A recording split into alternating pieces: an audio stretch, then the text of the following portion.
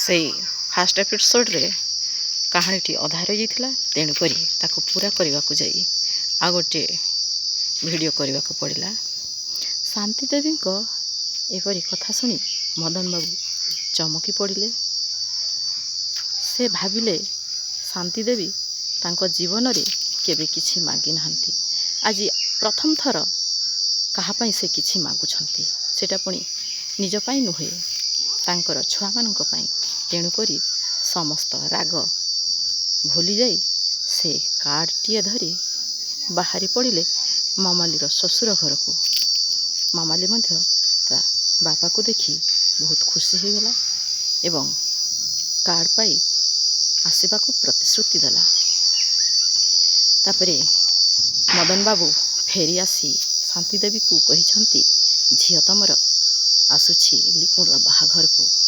ये कथा शुणी शांति देवी खुशी कहले न सरे।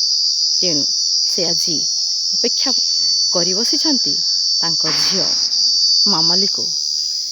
तांको झियो मामाली सहित पुणी आसुछि नुआ कुणिया गुलुगुलिया नाती छुआटी एवं साथी रे तांकर जुआई जे कि सॉफ्टवेयर इंजीनियर अछंती हैदराबाद रे, से भी गोटे मासर छुट्टी नहीं कि आसुछंती एई बाहाघर रे।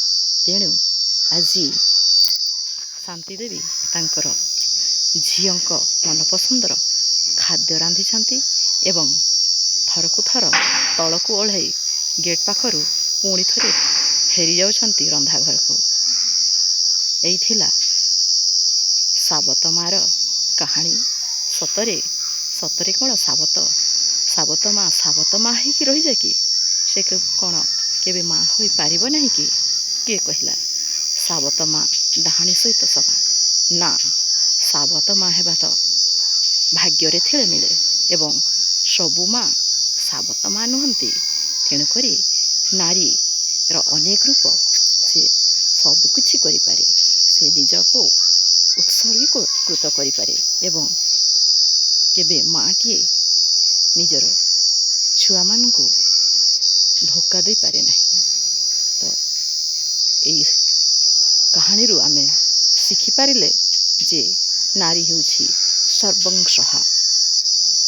से तार अनेक रूप, केतेबेले माँ, केतेबेले जाया, केतेबेले भगिनी, किंतु यही साबत माँ को कलंक सजाई दियंत नहीं।